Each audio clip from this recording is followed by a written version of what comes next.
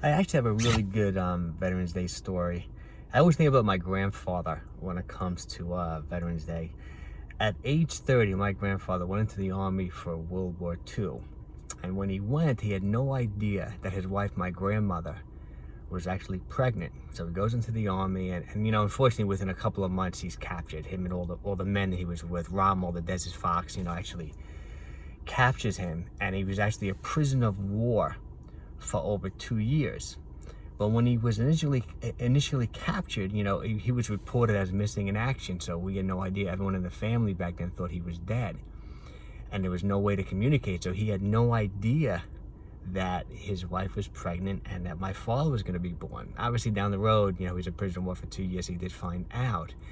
But it was an incredible reunion, you know, when my father obviously met my grandfather for the first time when he was a little baby. Really, really excited. They even did a New York Times story about it, you know, back then. And actually, my grandfather was actually really an incredible guy. He really didn't talk about being, you know, captured all that much in his life. He would very rarely bring it up. Towards the end of his life, though, he did tell me a few stories. He told me this like incredible story where talking about like foxholes, you know, I guess they were instantly thrown into battle, like, you know, right away.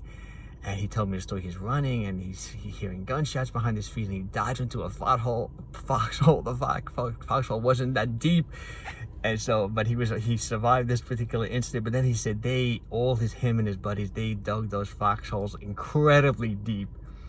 After then, you know, he told a few stories like that. He told another story about he was grateful for the Red Cross, because, you know, when you're a prisoner of war, that you don't really get too much food. He said mostly just potatoes. They were always just giving them potatoes.